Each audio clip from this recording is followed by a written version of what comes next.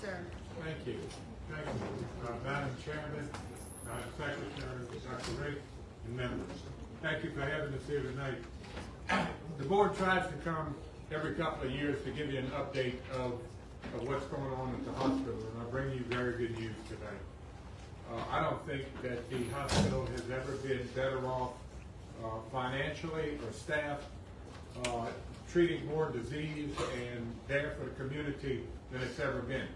When I first got on the board, 72% of the population of St. Mary Parish, the hospital service district, I should say, the out-migration was 72%. People living in the hospital service district had to go outside to find healthcare services that they needed. As of the last community health assessment, we've cut that number almost in half. So it's a tribute to what's going on over there. Very proud of the staff, very proud of the work that they do, and to bring you somewhat of an update tonight, we're going to break this up into three. I have with me tonight Stephanie Guidry, CEO of the hospital, who's done an excellent job in the last 8 years, I guess she's been here, of righting the ship, if you will. Also, Robert Rahim, who's the chief nursing officer, and I'm going to let them speak, and I'll do the follow-up at the end and take any questions that you have. So I think you can see from the last presenter how important having services here in the community. A community without a hospital is not a functioning community. It is important that we keep there, if only for the first hour, the golden hour they call it, the first half hour, the first hour of treating and stabilizing patients and taking care of their needs, even if they have to be shipped off because we don't have the expertise here, we save lives, and there's no doubt about it. And one of the reasons I'm so passionate and got involved with the hospital district, believe me, I had plenty of other things to do, but I see the importance and how much it affects the community and exactly the betterment of the community and what it does. And the financials and the system that we have here, I would put up against any rural hospital in the state. I put up against any hospital there is. And I'll mention to you, in the state of Louisiana, of the rural hospitals, the critical access hospitals they call them, there are only 3 independent ones. Everyone else has been taken over by a larger system, the Oshners, the Lourdes of the world. We're still truly an independent hospital here in St. Mary Parish. Without further ado, I'd like to introduce Ms. Guidry, and she'll go over a lot of the good things that we've been doing. Thank you. Thank you. Thank you, council members, for allowing us to be here. It's an honor, and it's always a pleasure to come and give an update for everything that's going on. As you can see, we have added a multitude of new positions and specialties. I need to apologize to Dr. Krayshawn Rink for leaving Rink off the list. I duly apologize. But as you can see, we've added 8 new specialties. Pain management, which is Dr. Lisa Brown. Pediatrician, who just started in March, Dr. Bakara Janadri. And in June 1st, or that first week of June, we will have a new urologist, Dr. Kelly Boosie. He will be here then. Dr. Krayshawn Rink has come on with us full time, and it's been a pleasure. She's doing a great job with Dr. Johnny Perez. They're in the same office. And then we, of course, have Ortho LA, and they have 5 or 6 orthopedic surgeons who are coming here operating and seeing patients on our campus. And new to us is Cardiovascular Institute of South Louisiana. They're seeing patients at the Wellness Center as well. And Robert's going to talk a little bit more about it, but they're also seeing our inpatients. So, and then we have Senior Behavioral Health Outpatient in the Wellness Center. All of those programs are doing very well. The way we determine what specialties we need to bring to the community is every 3 years we do a community health needs assessment. And that assessment assessment looks at the entire parish as well as our service district and says, where are the holes? Where is the need? Who is not being taken care of? And so we use that as our guide on deciding what specialties to bring in. And because we are a senior community, although I do see some young people moving back, but we're majority senior population, we gear our services more towards that population, except for pediatrics. So, because we have labor and delivery, we need those pediatrics services. Also, our our 3-year-old, almost 3-year-old fitness center is doing amazing. We average between 1,650 to 1,700 members per month, which everybody said we couldn't do it. It wasn't going to happen. It was going to be a failure. It's far, far, far from a failure. We're very, very proud of that program and that facility. We have the membership fees are very reasonable, and if you don't know what those are, they're $30 a month, which is incredibly cheap when you get everything included. 65 classes a week, 2 pools. We also just added a 400-meter walking track. We have 8 pickleball courts or 2 tennis courts. And we're going to be adding a pavilion out there, a 40 by 80 pavilion and restrooms. So that's all available to the community for $30 a month. You couldn't find a better deal. Besides the fact that it's beautiful. We have lunch and learns at the Wellness Center now. We have a couple a month. And so understanding arthritis and pain management was one of them. Nutrition and chronic disease was one. And then we did one on mental health, and that was how are you really doing? And so there's been 2 every month for the last couple of years.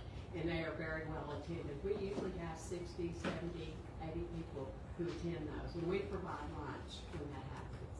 So they're very, very popular.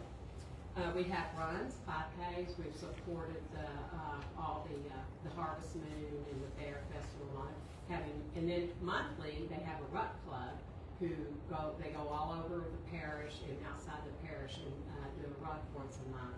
So there's a lot of camaraderie, a lot of friendships, renewed friendships going on. It's a meeting place. It's really been a shot in the arm for the service district in Fort Franklin, and we're very, very proud of it.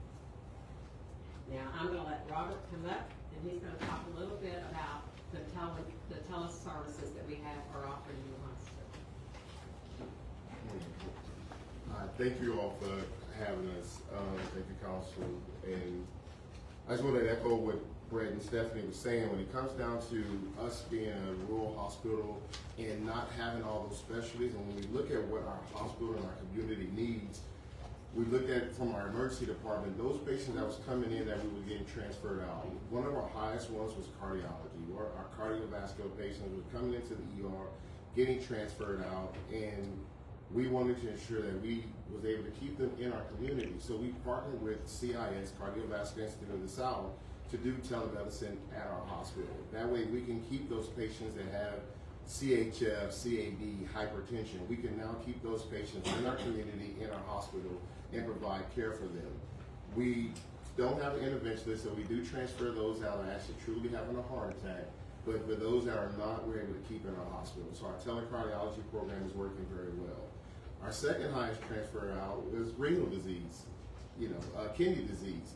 So again, we looked at that and said, how can we keep those patients in our community? So we now have a telenephrology program that we're able to keep those patients in our hospital and care for those patients that have renal disease. So we do transfer those that are acute kidney disease out. However, if it's chronic, we can keep those here at our hospital and care for them and perform inpatient dialysis for them if needed.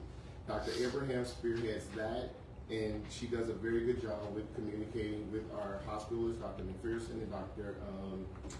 Degatere, to ensure that those patients get cared for as well. Same thing goes with our stroke patients.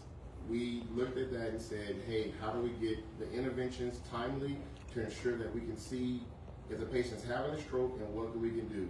We have a brand new MRI, state of the art, that we moved into our building that we can look at that. We can do a 5-minute MRA to be able to see where that large vessel occlusion is, to be able to get interventions to those patients timely. We still have to transfer them out because we don't have a neurologist inside to see them, but we're able to treat them very quickly and very timely. And with our psych patients, we understand that behavioral health is real. After Hurricane Katrina, with charity closing down, psych patients being placed was very hard and difficult. So we have a telepsychiatry program that's able to help us look at those patients, see if they need to be treated, PDC, and then we were able to send them out.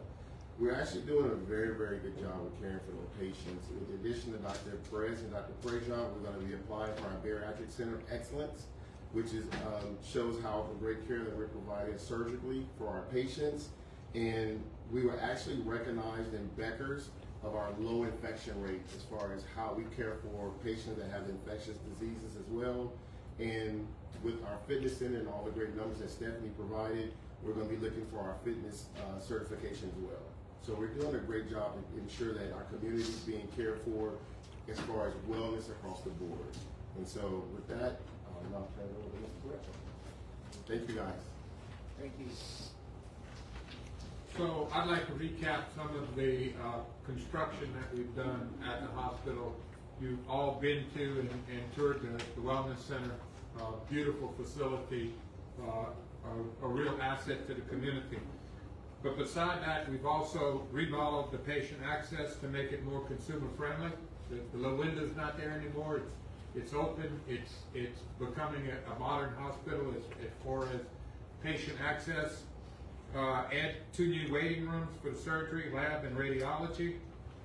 We just got through, or in the midst of completing 2 new operating rooms.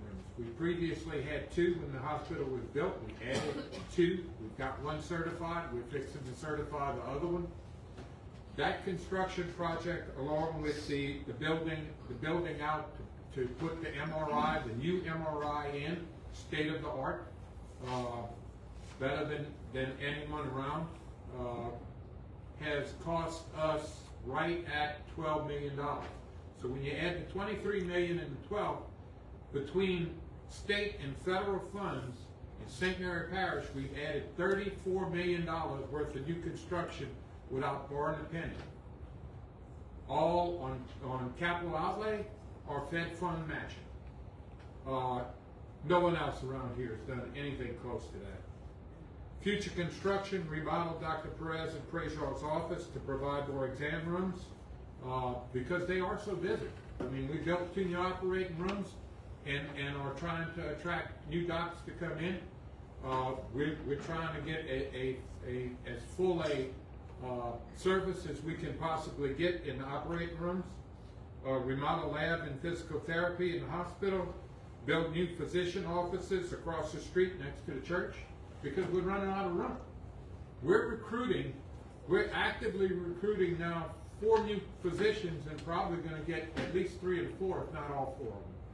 New services coming here. Remodel the lab and physical therapy in the hospital. The lab was too small. We couldn't keep up with the volume that we were doing. Build new physician offices, building, already said that. And all told, when we finish with this is another $8 million that we've set aside from grants and the savings that we've done. Will be a total of $40 million in new construction in St. Mary Parish that hasn't cost the parish a dime. Very proud of what we've been able to do. As I said, we're recruiting new physicians. We're looking to expand services. That's all the good news. Let me get to the bad news. I'm going to be straight up with you. You knew before when we had meetings with you that labor and delivery was a challenge for us because we lose money on it. We've been able to secure funds temporarily, but from the state through a CMS state plan amendment of $1 million a year that I think they're going to commit to for a while longer. And as long as we have those funds, we'll be able to keep labor and delivery. But they're not guaranteed into the future. We're going to hold on to those services just as long as we can. Bad news is the big beautiful bill and what's to come. Medicaid enrollment has declined by 22%. You know, a small rural hospital, we're completely dependent on Medicaid. Medicaid, Medicare, the whole 9 yards. That's where it is. We're building new services. We're building new facilities to attract the private pay, which is a higher pay mix, to make the books look better. But we're still completely dependent on Medicare, and there's no way around it. Hospitals will collect. In fact, I read a report today. 200,000 less Medicare patients on the rolls this year so far. Let that sink in. 22% decline. Hospitals will collect less funds, and bad debt will rise. Medicaid utilization is going down, and additional Medicare utilization is going down, and additional funds would typically be based on the number of Medicaid recipients will go down as well in 2027. Another program that is funded by the state is projected to decrease by 70%. These are matching funds. Shift from standard Medicare to Medicare Advantage, which is seen over the last 4 or 5 years, is also affecting the financial outlook. Traditional Medicare that I'm on has a higher reimbursement, but when you give it out to an insurance company, they tighten the belt on you as much as they can, and our reimbursements are just less. And annual Medicaid cost reports will be affected negatively. That's the reimbursements we get from the Fed to keep it open.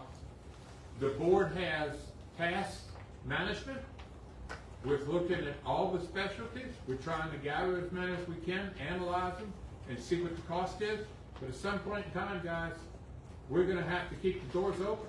And if it means going down to the core services, we'll have to do what we got to do. It would be better to put away services than to close the doors.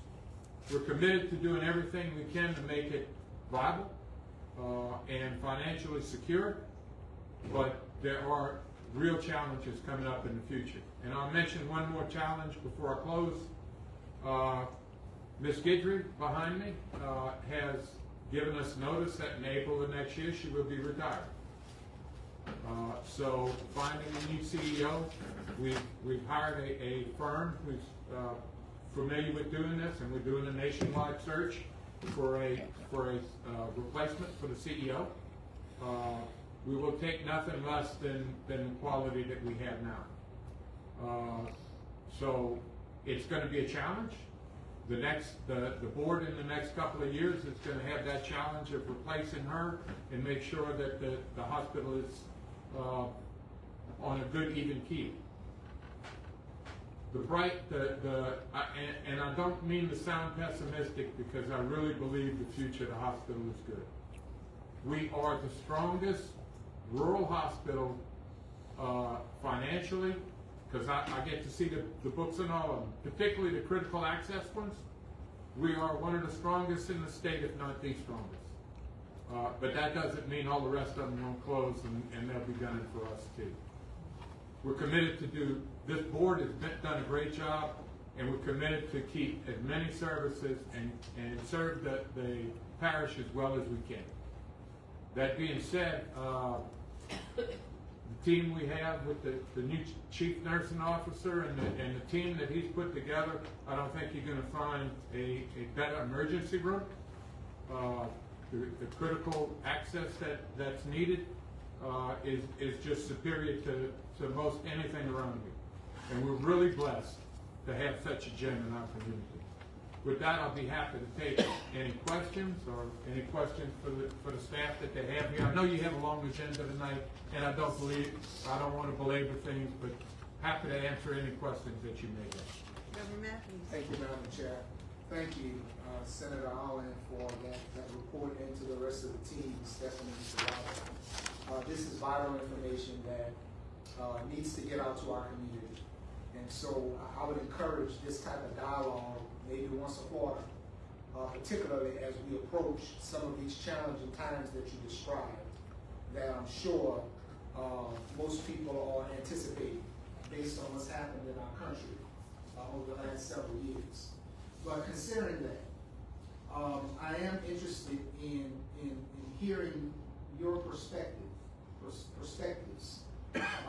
on the relationship that we currently have and that we've had for some time with the third-party contractor, Community Health. Do you see the value in continuing that relationship, and if so, why? 100%. Tell me why. They keep us from having to align with an Oxford or a Lawrence. Okay. They provide the services that we can't provide for ourselves. And so you have to have those audits, consulting. They manage and own hospitals. They are a consulting arm to us. If we did not have them, we could not do everything that needs to be done alone. So we would end up going with a Lawrence or an Oxford in order to stay functional. So you're confident that that I'm very relationship confident. gives us the return on that investment? Absolutely, absolutely. And I do want to add that the Medicaid enrollment, we have put a full-time person in place, Aniqua, what's her name? Charles.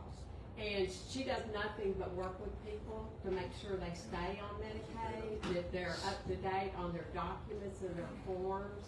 So if you hear of anybody that's not sure what to do or how to do it, or call us. We want to help because it's beneficial to us to help to make sure people can stay on their insurance. Because without their insurance, then they're going to come to the ER and it's going to be no pay, and then our bad debt's going to go up. It's going to become a vicious cycle. Correct. So we're trying to be very proactive so that we make sure we can take care of our community and make sure they have insurance.